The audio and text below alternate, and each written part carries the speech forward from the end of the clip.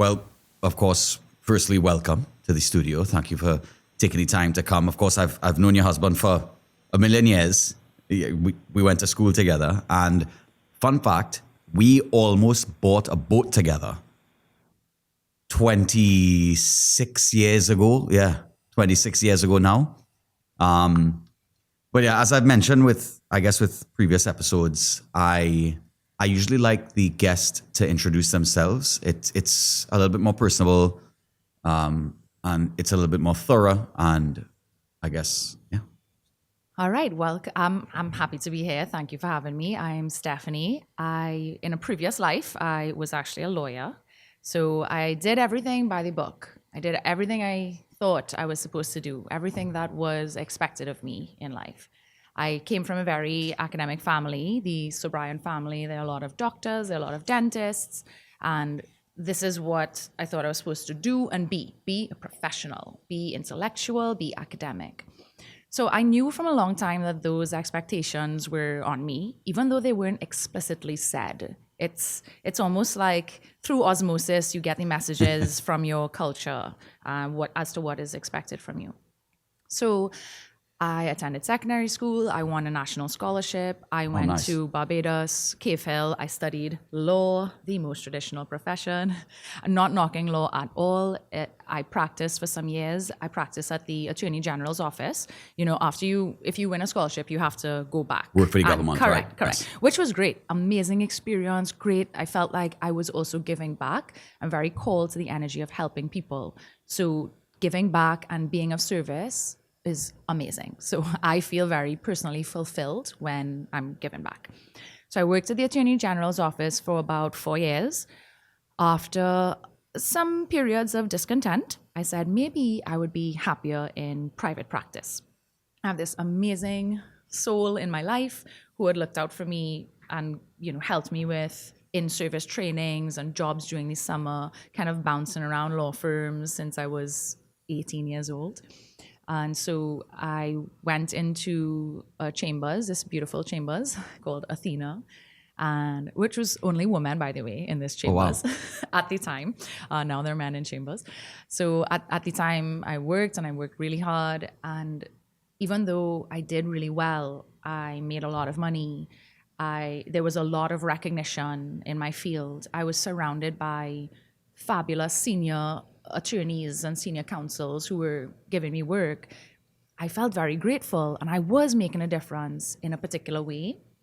But I also felt this yearning and calling to support people emotionally and mentally. Because I've struggled with that in my personal life. I've struggled. Sometimes when I would meet with my clients, say they were going through a divorce, so the instructing attorney has to take instructions from a client. And when I take the instructions, my whole heart would break for them. So, and it was really heartbreaking. And I honestly enjoyed supporting them more through this big transformation and transition in their life. I supported them legally. We went to court. I got paid well. We moved on. But eventually I felt a huge calling that I could not ignore. When you watch Moana is beckoned forth into this different life. She's beckoned forth into the unknown. It's the hero's journey, right? Yeah. And that's how I felt. Even though it was terrifying, I eventually took the leap after practicing law for 7 years, and I opened up a yoga studio. And for the last 10 years, I've been teaching yoga. That's quite the journey. Yes, it's been exciting. I did read that you were practicing yoga long before you even became a lawyer. For sure. Yoga is a practice that has supported me in my personal life, no matter what I was going through. So yes, everyone associates yoga. I would say, well, you tell me, when you hear the word yoga, what's the first word that comes to your mind? Honestly, I've done full disclosure, I've done one yoga class my whole life. After this conversation, you're going to do way more. Right. And full disclosure, I've only done one yoga class in my life. And I guess when I think of yoga, I automatically think of relaxation. But then I also know that there are different types of yoga. And I know that some types of yoga can be physically demanding. So I'm not sure how relaxing that would necessarily be. But when I think of yoga, that's the first thing I think of. There are many types of yoga. First of all, that word yoga, we want to connect. We want to connect with ourselves. We want to slow down. We want to see and notice what's happening in our body, in our physiology. We want to grow in our self-awareness. It's like, Maslow's hierarchy of needs. So we have that, our basic needs at the bottom, right? There's safety and security. Do I have food? Do I have clothing? Do I have shelter? Can I breathe? And then we move up, and then we have the different tiers. Sense of belonging. Then we need personal satisfaction. We need meaning and purpose in our life and what we're doing. At the very, very top of that pyramid is self-actualization. So yoga, yes, you are moving, you are breathing, you're connecting, depending on the types, and we'll get there, the different types of yoga, that there are many. But the purpose actually is to connect with your essence, your essential nature. The yogis work with the body, but they want to transcend it, right? We want to connect in that final posture called Shavasana. In that final posture, there is stillness. And there's stillness after a lot of intentional and mindful movement. And in that stillness is when you're able to decipher where you are in space, what's happening in your body, and you're able to connect with your essence. Does that make sense? Is it a variation, or is it a type of meditation? Meditation, so there are 8 limbs of yoga. Think of yoga like a catch-all umbrella, Right. And then there's several limbs under that. One includes concentration or one pointed focus. So right now, we're in a type of yoga. We are focused on each other. I am here to the exclusion of all others. My attention is on you. And attention is currency. So we're here, we're engaged with each other, and we're in a yogic dance because we're engaged. So when you're in a state of presence, you're bringing a high quality presence to what you're doing. You're in a state of yoga. When you're in a state of ease and flow and trust with life's intelligence, you're in a state of yoga. Okay. Right? But there are many types of yoga. To come back to your question, the yoga that I teach is called Hatha, Hatha. Right. Purpose of Hatha yoga is to help us balance. We want balance between our doing and our being, between our masculine and our feminine, between our work, our rest, our hot, our cold.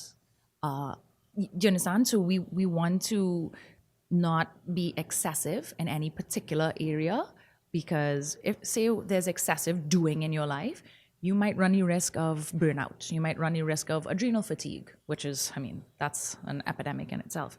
But if there's excessive being, or what we would call maybe yin, or just existing, then we might feel like we need to break through inertia, right? So we want to be in that state of ease and balance in our yoga practice. Right. So back to this one yoga class, I think it was 2019 or the beginning of 2020. The beginning of 2020. And it was a yin yoga class. I heard you mention yin yoga.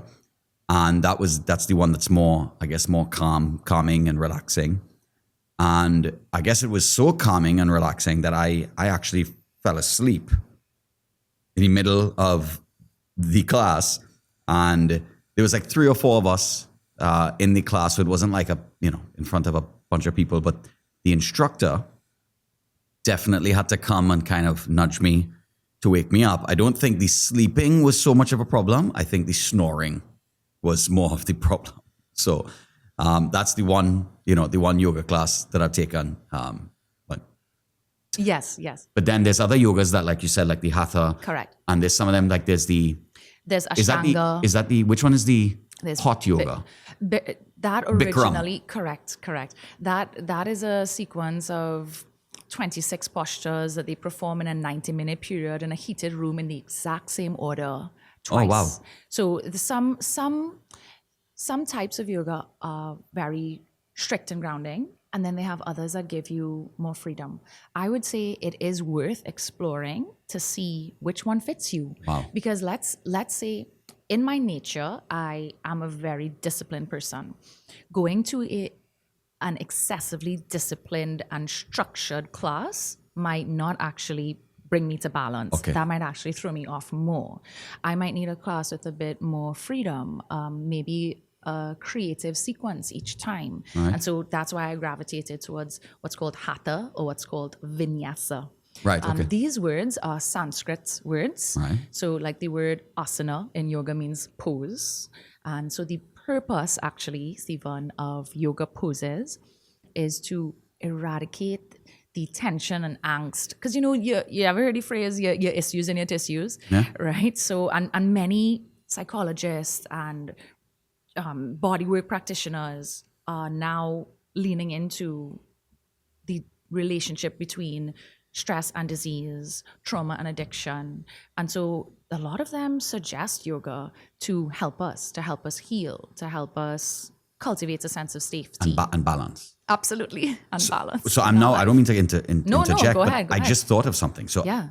most of the people that know me personally would maybe describe me as kind of, high energy, intense. I've been called all the names in the book. And I guess thinking back, that's maybe why my friend took me to a yin yoga class. And yeah, it's just kind of thinking about it. That's kind of what I always go back to that class. I always remember that class even 6 years later. So maybe that's why I enjoyed it so much. Absolutely. So the ha and the ta in hatha is the yin and the yang. Everyone knows about that infamous yin-yang symbol with the black and the white, half and half, and then the white dot and the black, and vice versa. Black dot and the white. So what we want is a balance in our lives. So and that's why yin is different. It is a restorative yoga practice that helps connective tissue and fascia. So whereas the vinyasa classes and the hatha yoga classes will build muscular strength, they will build endurance, mindfulness, discipline. The yin, I would say, is for those hardcore, intense, type A personalities who constantly on the go, constantly achieving and constantly looking for the next thing. But sometimes to their detriment, where slowing down and marinating in the space that you're in actually can lead to increased creativity. It can lead to increased mental clarity. So the yin is helpful in that regard. I would say not every type of yoga is for everyone, but it is really worth it to look around, find a fit for you. The way I teach is I allow people to honor where they are. There's never a pushing. If there's anything, yoga is non-compete. And finally, this is a space in your life where you can be yourself, where nothing is expected of you, and where you don't have to figure anything out. You don't have to analyze anything. You don't have to tick anything off of your to-do list. This is a space where you get to exist, and your existence is enough. Yeah, I just with my experience, like with learning. Like with my parents, they always tell me, you can't teach old dogs new tricks. And I reject that completely. And I guess, as it relates to me, like in my bio, anywhere where my name is normally two phrases, two sayings, like life mottos. And one of them is diplomacy always. And, I consider myself a talker and, problem solver and a figure outer. And the next one is never stop learning. And for instance, I love YouTube and I learned so much from YouTube. I consider myself that I have my PhD from YouTube University. I say that all the time. And, I'll be lying with somebody and I know some random facts about something. And so I could kind of bust down some knowledge on something or contribute to a topic. And most recently, I've been learning about fasting from a health perspective. And I do these 72-hour fasts, or like a 3-day fast. And yeah, that's kind of been my my focus recently, kind of like on a personal journey, and that's kind of like a yogic. That's like meditative for me at times, and it's kind of like a yogic, like a yoga type experience. For me, it's just learning. I guess that's why I started this podcast. That's is because I amazing. wanted to learn from people. I was having these conversations anyway. Yeah. And yeah, so now we're Yes, for sure. almost 40 episodes in, and That's amazing. at the end of season Congratulations. 2. Thank you. Yes, it is amazing.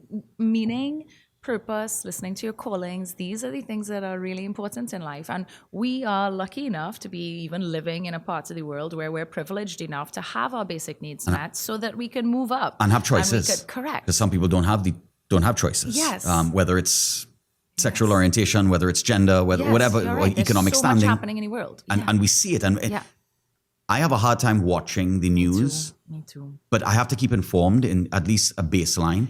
But the reason why I don't watch as much news as maybe the average person is because I hate seeing the suffering. I can, yes. And all the madness that's happening all over the world. It's not just in Palestine, but of course Ukraine and Russia and everywhere, and Venezuela and which is literally our back door. But yeah, for me, it's always been kind of figuring out how to be balanced or how to get there. Yeah. I've always, like I said, I've always been kind of like a hyper person. I'm very intense. And so for me, balance and finding time to relax literally changed my life. That's beautiful. What do you do to relax? So what relaxes you? So it varies. So it varies from, which may not necessarily be relaxing, but it varies from like playing video games. Right. Just by myself, not with teams and with people, and just literally by myself. Yes. And I watch a lot of documentaries and educational content on YouTube, a lot of medical stuff. I spent 2 years in pre-med, so I kind of still have that attachment. And I sometimes I just sit and by myself. What I've started doing now is at 8 o'clock in the night, I'm already ready for bed. Winding down. And laying down, and maybe I'll just be on my phone. Correct. And by 9 o'clock, my phone is down. Perfect. My white noise is on, Yes. and I'm trying to get 9 hours of sleep a That's night beautiful. now. I had this conversation this morning in the gym. I'm trying to get 9 hours a night, Fabulous. which is a privilege in itself, but I am trying. I think that sleep is massively connected to our performance abilities. Huge cognitive ability, everything, but it affects our mood. And any young mother or father with a newborn will tell you that. Yeah, So yeah. But that sleep is critical too, because your nervous system actually gets to dial down and shut off. Right. And the part of your thinking brain actually gets to also shut off. And coming back to yoga is actually the stilling of your mental fluctuations. So did you know you have like 60 to 70,000 thoughts a day? Not all of them are conscious, right?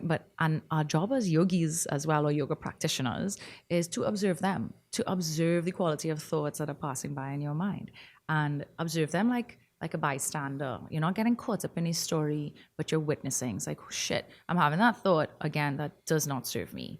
Right? Because a thought is going to come in and it's either going to do one or two things. It's going to enhance your life force, uplift you, encourage you, or it's going to deplete your life force, discourage you and depress you. So it's like, okay, what can I choose? And in our yoga practice, after years of observation, we observe what's happening in the mind. Then the next step is, I can choose. I can choose a better thought. Because every single thing that we think, it affects us on a physiological level, right? Every thought that I have is going to affect my mood. And you can look at people. You can look at people and see their facial expression, their body language. You can tell the quality of thoughts going on in their head. You know what's happening. Yeah. You know if they're high quality, high vibration thinkers, or you know if they're low quality, unintentional thinkers, right? And yoga helps us with that too. It helps the mind to come to that place of stillness. And meditation is one of those under the limbs of yoga as well. And people might get intimidated by the word meditation. All meditation means is we're revisiting the present moment. We're coming back to it. The key in meditation practice is to notice that you get distracted and that your awareness has left the room. So let's say I decide to one-pointedly focus on a candle or on a flame that I light. So I might light my candle, I might sit down, I take a few breaths, and I'm gazing at my candle. When my awareness wanders, so my awareness can wander on many things. I'm a mom, I have my studio to run, we have many things happening in our lives. So I could be in meditation and I say, oh shit, I forgot. Oh, can I cuss here? You can. Okay, so I love to cuss. I say, oh shit, I forgot to put my son's football uniform to wash and he has football later. But in that moment, can I observe that I had that thought? Can I put a pin in it and then return my awareness back to the flame of the candle? Or let's say your breath is your awareness. So I'm breathing, I inhale, the thought comes in, I observe it, I put a pin in it, I let it go by, and then I make that conscious decision to come back to the breath, and then I focus on that exhalation. And that's all meditation is. It's actually the most natural, normal, easiest thing in the world. Well, it's like we were talking about like breath work. So I do that a lot in acting. Amazing. Tell me because about your acting. we have to center. For me, like things like breath work have been instrumental in kind of getting me back into the moment or back into neutral. Like for acting, I use breath work to kind of get back there and to kind of knock back all of the distractions. Because, I'm driving to the theater or I'm driving to set and, there's traffic and there's things that'll distract you. And so the breath work is something that kind of brings me back to neutral, which is what we call it in acting, or back into the moment. And I think that's been very important for me. So, and you hit the nail on the head. You're a great yogi, Stephen, because you said the breath work helped me to return to you now. You know why that is? You cannot take a breath in any other moment than the present one. You can't. Yeah. So even when we're spiraling, when we're catastrophizing, when we're in a fit of anxiety and worry, if we come back to the breath, we are immediately grounded in the present moment. And like you said, there are many breath techniques. So I just want to say before we get into the breath techniques, the body and the breath, they're only ever here in the now. My body is here. I can't teleport. I can't move. My mind, however, oh my goodness. Drifts. It can drift, and that's it. That's in its nature. We don't want to punish ourselves when we're in meditation. We don't need to practice self-condemnation. We just need to observe. We need to observe what's happening. So whenever you notice that happening, just come back to the breath, because that's always in the present moment. Similar in the yoga practice, when you're doing the poses are so sensation rich. Let's say I'm in a lunge. A lunge is great. It opens up your front body. It stabilizes and strengthens your legs, but it also stretches a major hip flexor called your psoas. Oh, I could talk about your psoas all day. So it stretches that psoas. And when your awareness goes to the sensation in the pose, it's, again, we're breathing and awareness is focused on the body and the breath. So you can't really be anywhere else. Yeah. When you're in a balancing pose in yoga practice, there's something called your gaze, or in the Sanskrit word for it is called your drishti, right? And you're looking ahead. So I'm looking at something behind you. If I'm in my tree pose or dancer's pose or warrior three, and I'm balancing. And if we think about the laundry I forgot to put in, or an errand that I have to run, or something I forgot to buy or do for my son or house, I'll fall. I'll fall. Yeah. And then that's our chance again to practice self-compassion, because how we show up on a yoga mat is very often how we show up in the world, right? If I show up and I'm beating myself up, I'm irritated, there's no patience with myself, it's very likely that I'm showing up like that in a grocery aisle or with my family and behind closed doors, right? So it really gives us a chance to get to know ourselves. Part of yoga is non-harming, ahimsa, self-study, self-reformation. So you're actually the quintessential yogi with the values that you have. I would think I would take a couple more classes before I call myself that. But yeah. I actually want to kind of not change gears, but I wanted to ask this before. Law and practicing and teaching yoga, some would look at that as opposed. Completely. Diametrically opposed. And I kind of want to know your thought on that. But so I guess, how has your practicing law and your profession of law, how did that help you kind of transition directly or indirectly or complement or enhance your yoga teaching and your education? Fabulous question. Yeah. I don't think any education is lost. I remember some colleagues and friends saying, how can you just throw away, let's say I practiced law for 7 years and then I studied for 5, so that's 12, right? How can you just throw away 12 years of your life?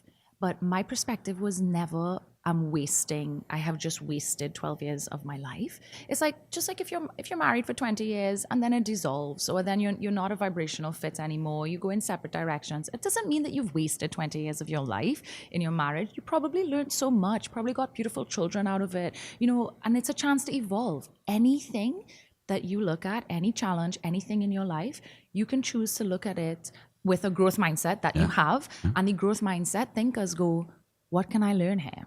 What can I learn? So law actually helps me so much. It's helping me right now with my ability to speak to you. It's because I had to go to court every single day. And as a young attorney, I was terrified. You are literally standing up in front of judges who are judging the words that are coming out of your mouth.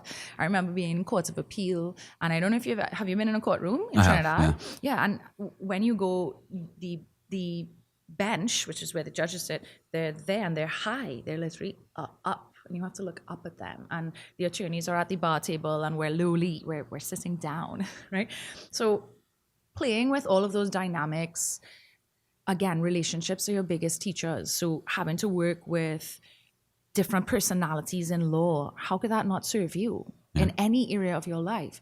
I don't think they're diametrically opposed, because I believe in being yourself wherever you are and not contorting yourself to fit in a certain situation. So if I was at the wine and cheese ceremony at the end of the law term in July, schmoozing with the Chief Justice and the AG, I was myself. And if I lie with a man on the street at the side of a bar, I am myself. That person doesn't shift. She doesn't change. So I feel like in a lot of ways, practicing law, being a lawyer has helped me in my yoga practice. It also helps me with how to run a business, because in chambers, when I was practicing as a young attorney, you have to keep your records, you have to keep your requisitions. It helped me with my accounts. So it helped in so many ways with my record keeping and just knowing what to do, how to do it, learning, okay, I have to file different things now. And it's helped me in the day-to-day running of my business. In fact, when I incorporated Inspire Yoga TT, I drafted the articles of incorporation, I drafted the bylaws, I drafted everything. I did the name search on my own. I didn't have to pay anyone to do that. True. Like, that's epic. That's so true. I didn't need anyone to do that. I didn't. And I just had to pay somebody thousands of dollars to do that. So yeah, it's true. Right. So I did all of that. But the relationships, they helped me so much. The camaraderie. I loved where I worked. I love the people I learned from. I'm still in contact with them. They're fabulous. The attorney that I worked with, she's now a judge in the BVI. Oh, lovely. And we're still close. I went to visit her last year, and then went to court. It was a real throwback. I went to court in the BVI and saw her sitting on the bench. And I remember as a young attorney, bright-eyed, bushy-tailed, wanting to be like that. And, it's okay for your plans to change. As you just said, you did pre-med for 2 years, correct? And great. Pre-law, I actually did 1 year of law school at ILAS. Yeah, ILAS. The Institute of Law and Academic Studies. And it was actually while I was in class, like it was a few weeks from the start of the class, I realized that I don't think that I'm going to practice law. And my teachers actually called me to ask me, why are you dropping out? Why do you not want to continue? And I told them, I said, I'm probably not going to study. I'm probably not going to practice law, after this. And I knew that from the beginning. It's because, I've experienced a lot of things. I've spoken to a lot of people, not just on this podcast, but I've spoken to a lot of people and about things. I like to learn about people. I want to learn about what's going on, about the world and different parts of the world and different parts of society. And I guess that's just, I've kind of taken that from it. Yeah. But yeah. Empathy is I believe empathy is taught, and actually that is one that as a I like to think of myself as a conscious parent, and I believe empathy is taught. It's Right. not something. Yes, have you ever heard the term empath? Yeah. So some people can be an empath, meaning they're deeply empathic. That's why you mentioned earlier about the news. I actually don't watch the news. I know what's happening in the world. You can't not know. Yeah. I know what's happening. My husband might give me information, but if I see certain images, I can't get them out of my head. And I remember things happening to me as a child, and I didn't understand that I had a deeply sensitive nervous system at the time, and so it was harder for me to process certain things, certain losses. So empathy is taught. I'm very deliberate about that in my parenting. Yeah. Little things, like if my son's name is Noah, love, if someone's hands are full and they're struggling to open a door, I want you to notice that they need help, and I want you to go to the door and open it for them. He goes, okay, mama. Noah, if like the other day I dropped a butter knife in the kitchen, and I got frustrated because if it's one sound I hate, it is the sound of cutlery hitting the floor. So I lost my shit, and I was like, I had to really take a breath. And Noah picked up the fork and goes, hey, you go, mama, it's okay. Again, those are skills. They have to be taught. Yes. Yeah, And it's taught in that way.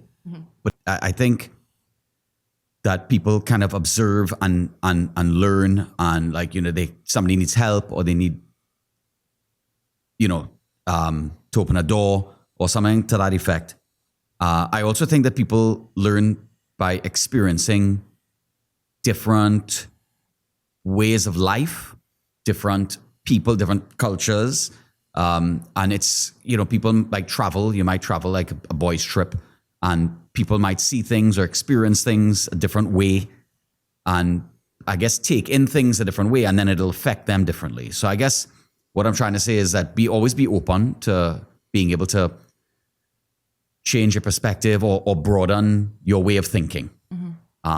Some people do have a little bit more elasticity in that yes. region. I mean, it's a part of your brain, right? Yeah. So we have our prefrontal cortex, and that's like our executive functioning. That's my ability to plan things, and my ability to even notice or anticipate what consequences for my actions might be.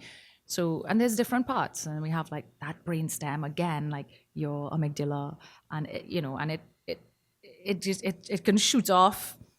Am I in fight or flight? Am I in rest and digest? Am I safe? So, but also each person's brain is different. And I mean, from my own personal limited experience, trauma also changes your brain.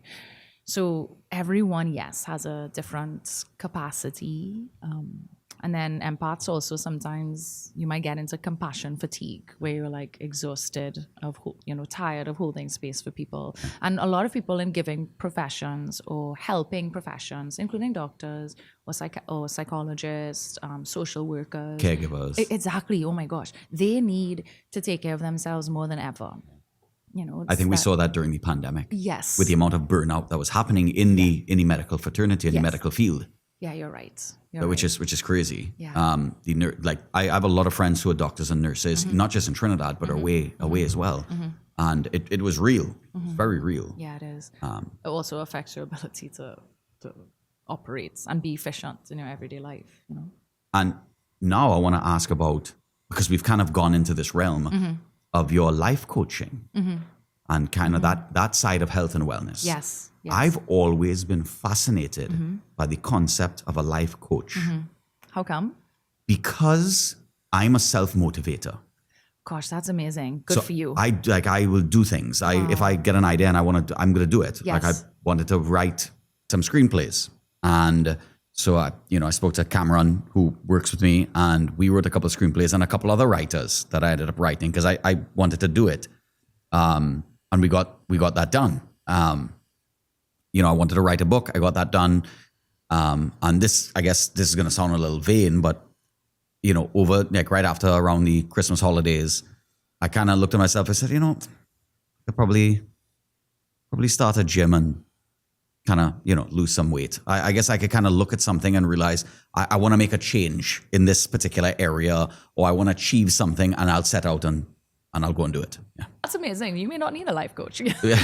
No, I definitely think I need a life coach, but Yeah. but I like so I mean the profession of life coach. I mean, where was that really born out of? What need did it necessarily, I guess, fill, or what was it? What was the catalyst to kind of start that whole segment of business? Yeah, Besides the obvious. I think they need to help people as well. So a coach is someone who will help you see your blind spots.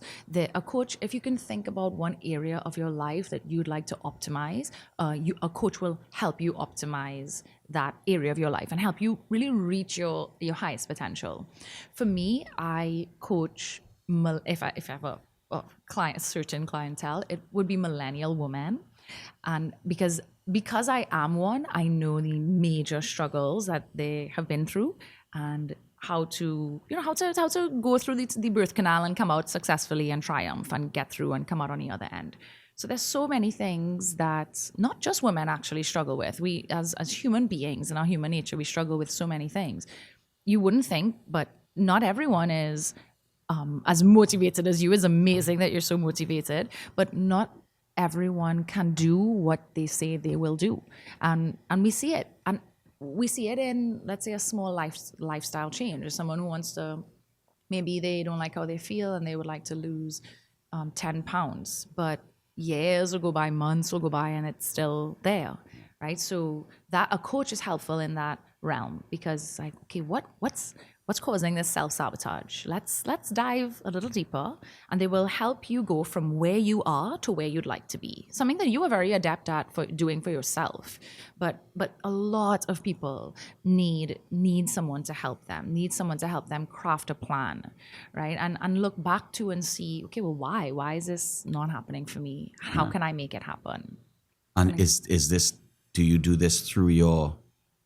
It is separate. So Separate from my your life yoga coaching, practice. correct. Right. I feel like it's all coaching, to be honest, Yeah, that's because true. the yoga teaching, the way I teach is let's look within, let's be mindful, let's slow down, let's take a beat, let's breathe.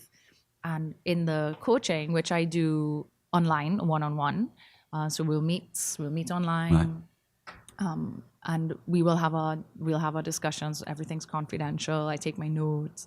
I had a client who was deeply dissatisfied. Again, you might be able to make this huge shift on your own, but I had a client who was in Trinidad, and she had this dream, and she wanted to live away. And we in a matter of 6 months, she went from down in the dumps, depressed, working in Trinidad under a boss who was bullying her and had a lot of narcissistic traits, to living in Ireland and having the Awesome. most epic job and winning awards and people writing articles about her. And that was in 6 months. So sometimes you just need a little help. A little push. And like a gym trainer offers those things, Exactly. but accountability, like a factor of accountability. Correct. At least you have somebody who's Correct. looking out for your Correct. for your growth or your Absolutely.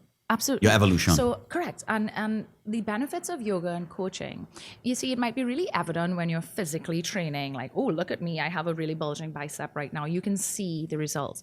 But in yoga practice and coaching, you see the results in more subtle ways, but they permeate and benefit every area of your life. So if, let's say, for an exhausted mother or father who's coming home and they just want to unleash their rage on their families, if they're in coaching, if they're learning how to regulate their emotions and how to stay grounded, how to not bring home that the heaviness of the day, right, and poison the culture of their personal home, right? You see it then. You see it in the parent who doesn't lose their shit with their kid. It's okay to lose your shit every now and then, but you see it. You see it in, you want to just scream and have your road rage, but you don't give your power away like that.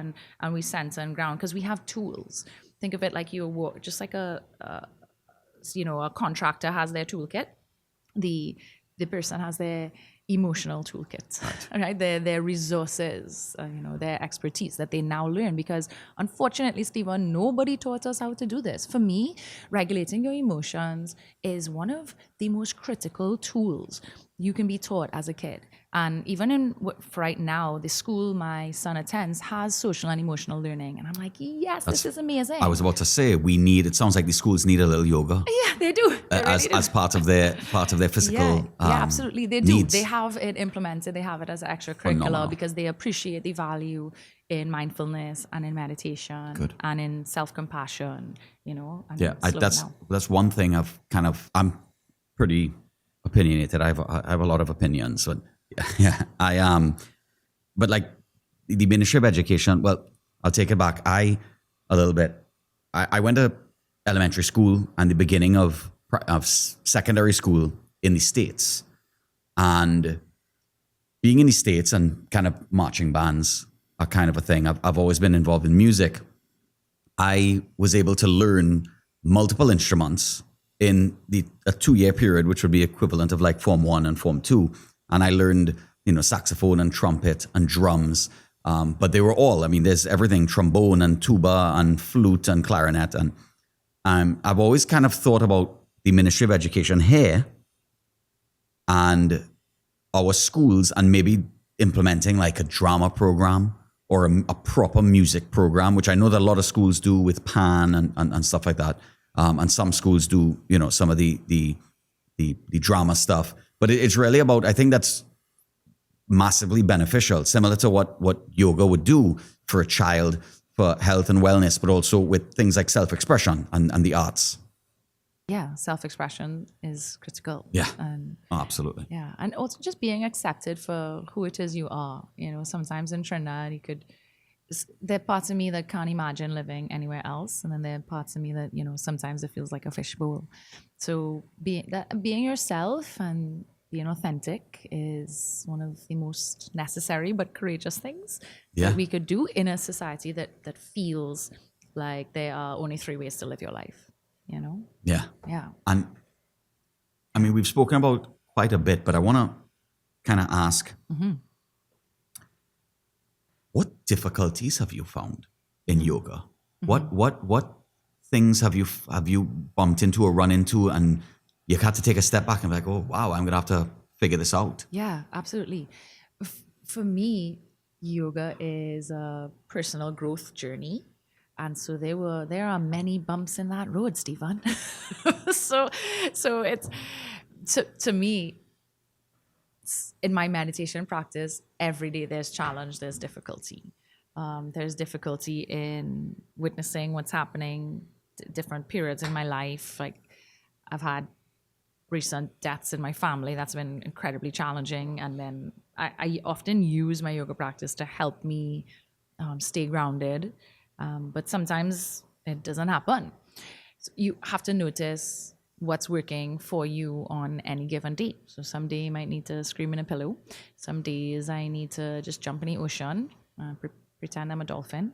That helps me. If I don't go in the ocean, I feel like I start to glitch. It's like I'm going to start to malfunction if I do not get in the ocean. But they say that simply being next to the ocean and hearing the waves and watching the waves reduces anxiety and stress. Levels. Yeah, absolutely.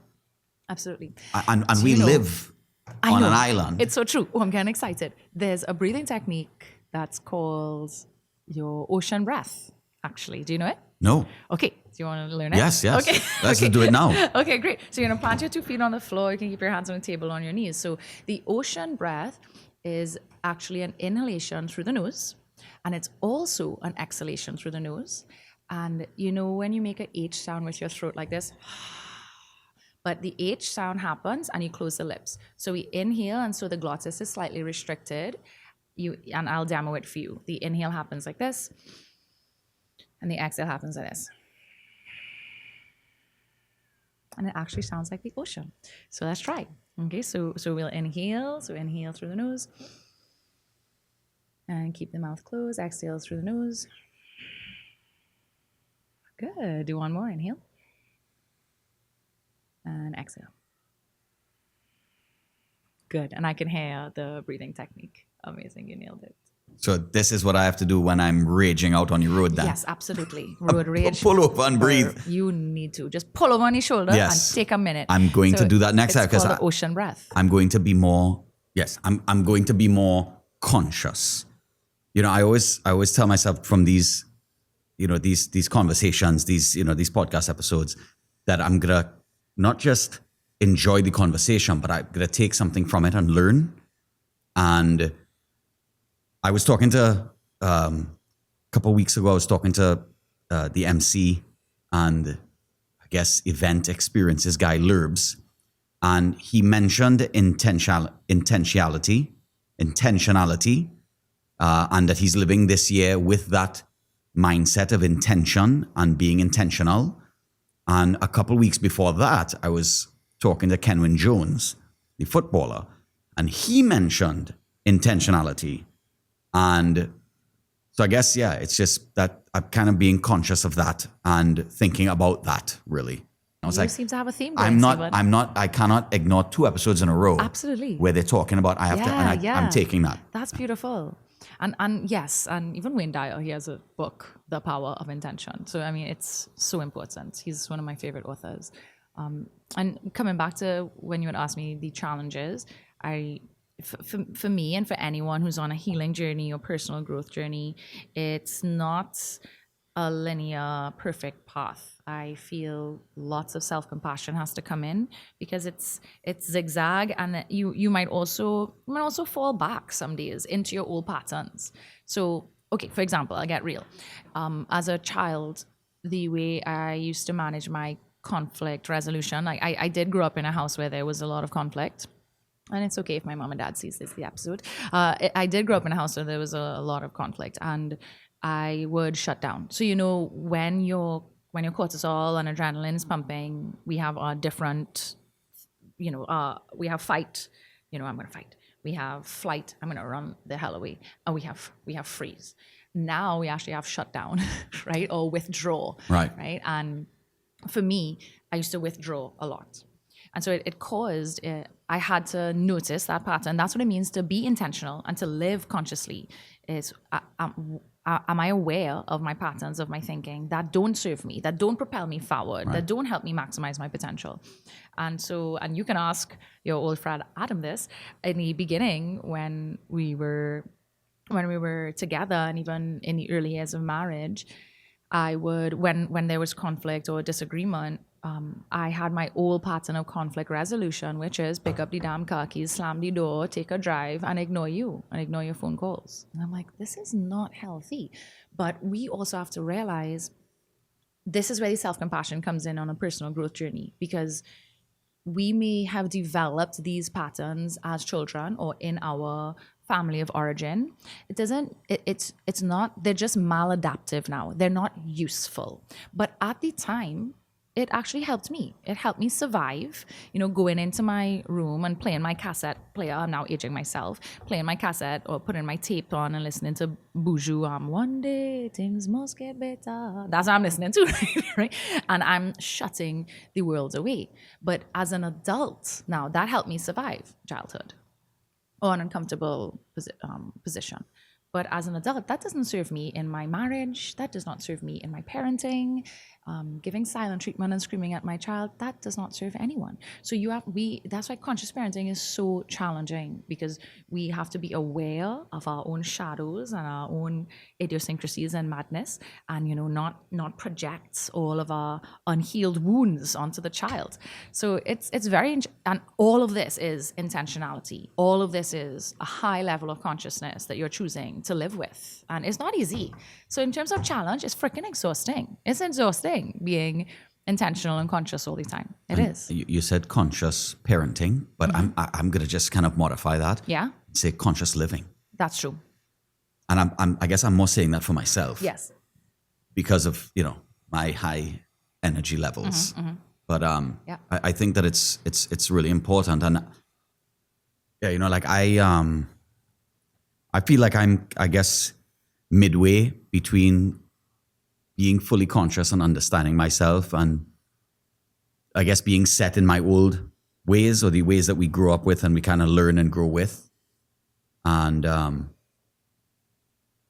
I guess like with me, with the acting, because of the breath work, because of how the profession of acting is, I think that I get to meditate and breathe more than the average person that may be in a different profession, because I'm doing it quite a bit, even when I'm rehearsing, when I'm performing. So, and part of that as well is how do I regulate myself?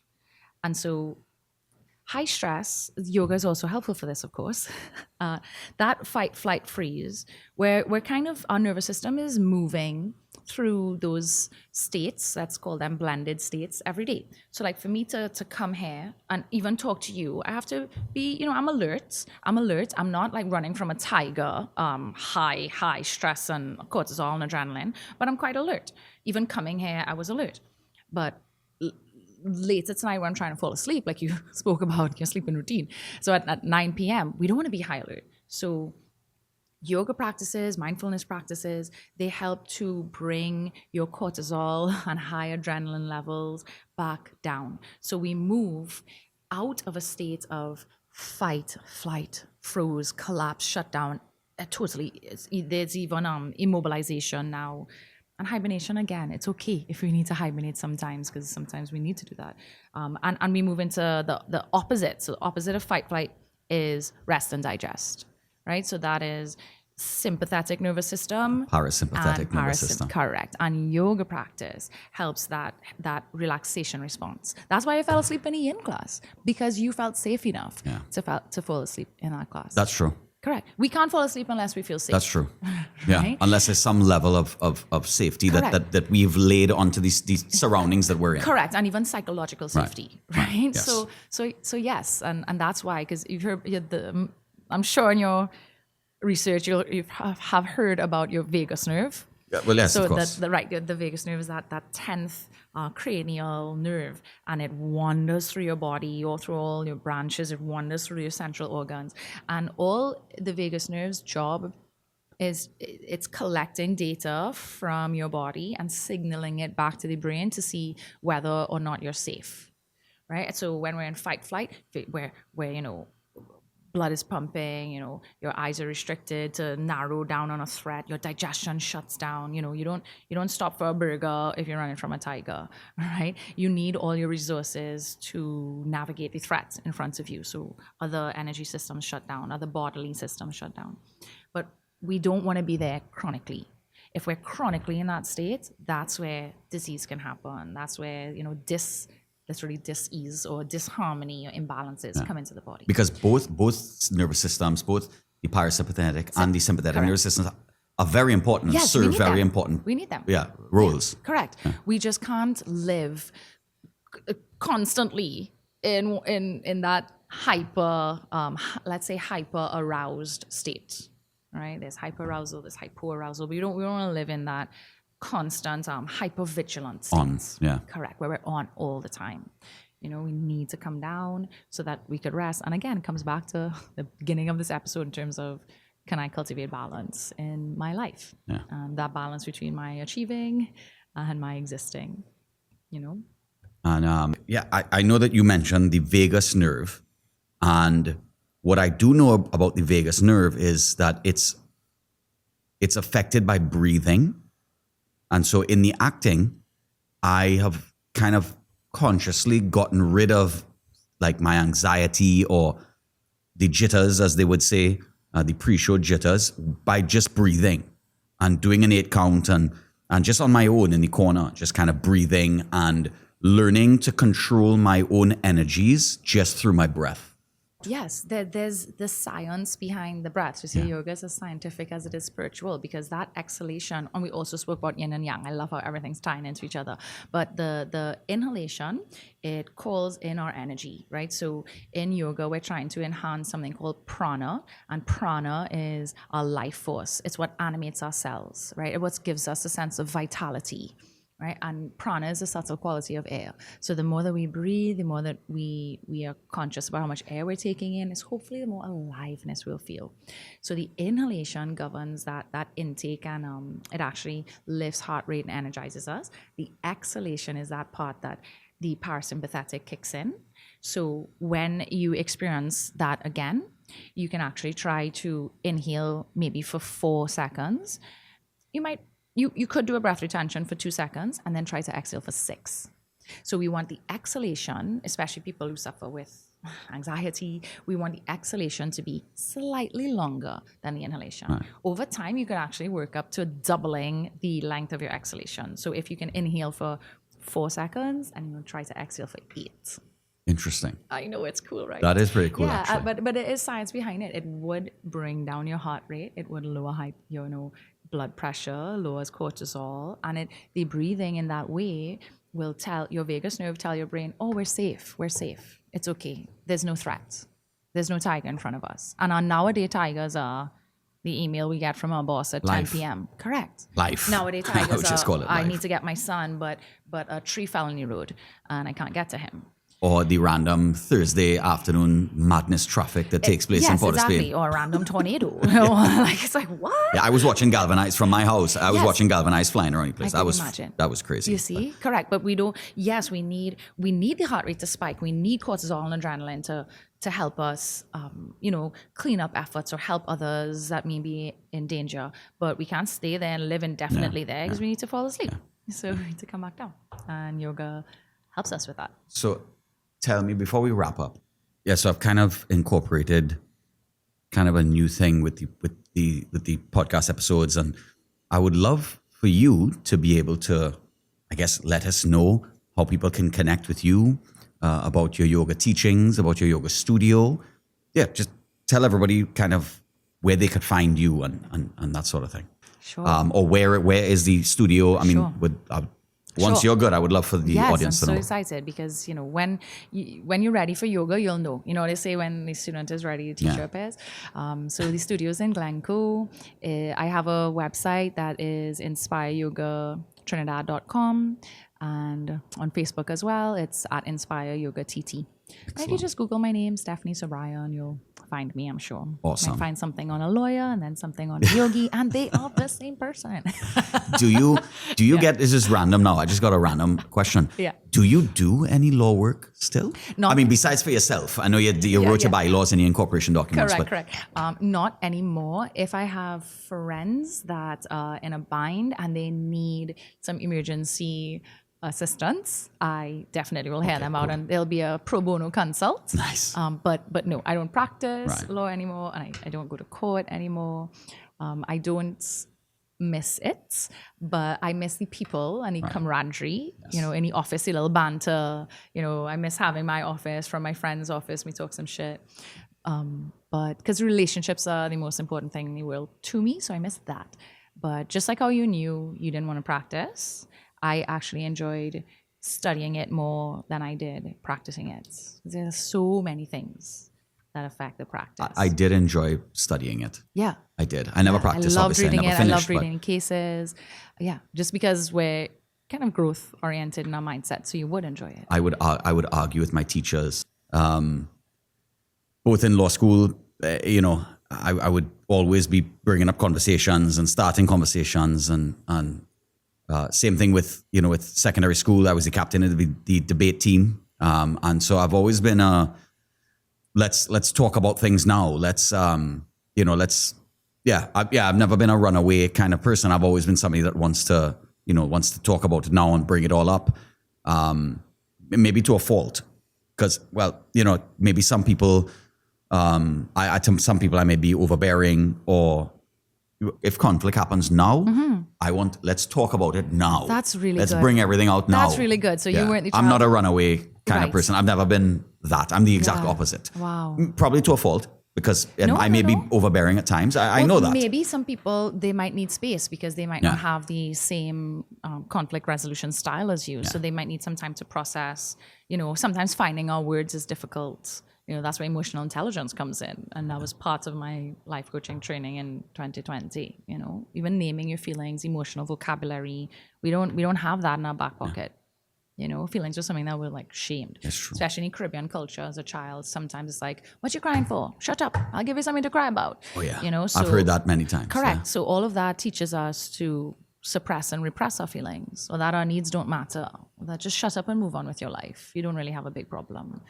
So and it's difficult as a child. So that's why we all struggle now as millennials or older adults with governing, self-governance, and taking responsibility for our lives. Yeah, it's challenging. It is. Yeah. It can be. But thank you. Thank you very much. This has been a fantastic conversation. I've had a lot of fun in this. Yes, same. I'm definitely going to be incorporating some of the ocean breath. Ocean breath. So it's an inhale and exhale through the nose, and the lips are together, and we're hearing the breath running through the throat. There's so many breathing techniques. Well, it feels like a nice vocal Yes, warm up it without does. sound. Correct. It's a Might breathing. help you with your acting too. So I like that. I instantly thought about that as I'm teething that for sure. They're breathing techniques that again energize you, and then they're breathing techniques that will help you to decompress and slow down. Right. So, and again, you'll have to know.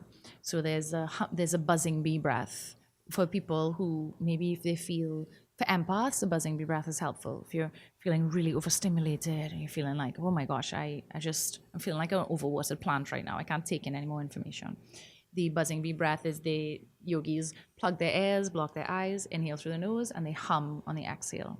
And the humming is also very helpful. But is the hum coming out of the mouth or the nose? The lips are together, teeth are parted, and the humming sounds like this. So it's an inhale through the nose and the humming, and that helps again. That's one of the acting breath for musical theatre. That's one of the ones that we did. No way. Yeah, That's cool. Yeah. Because again, it warms up. It warms things up. And when I have to go, and I'm not a singer. Yeah. I trained for 4 months to sing 2.5 songs. Very cool. Which was awesome. Right. I wouldn't take it for anything. Congratulations. Thank you. All right. And it was a really, really fun production. But that my favorite part of the product of that sometimes with like a stage production is 15 minutes before the start of the play, the entire company, all the cast, the crew will come together in a big circle and we'll do like these breath works. And I really got to enjoy that. You're not in competition with anybody. You're just doing it for yourself. And so you're kind of getting yourself into a centered state, I guess. And that was my favorite part of the play, just kind of being with everybody and just you learn a little bit about yourself along the way. But I was there, but we were all doing it. And it was grounding, connecting, all of those words. Correct. For sure. Oh my gosh. So we'll do a follow-up episode at the studio with you on your yoga mat then. Is that what you're saying? Because you really love the grounding. It's really funny that you say that because Cameron, who you met, is he has been telling me we need to do episodes outside of the studio. Excellent. The studio. And the first one we have booked is to go and look for venomous snakes in the bush. That's going to be fun. Yeah. Okay. I think I'm starting to prefer the yoga studio one. I feel so. The scene is great. There's a garden, some candles and incense, the diffusers running, nice Beautiful. music. Enjoy yourself. So when you're ready, you come, and then we'll show your audience we're gonna put how that calm we can really get. Yeah. We're gonna put that down. We're gonna put that on your schedule. But thank you so much, Stephenie. You're welcome. Thank you. You're welcome. This has been awesome. Thank you so much for having me. I'm so great. Can't wait to see the episode. Beautiful. You're welcome. Thanks, Stephen. Take care. Yep.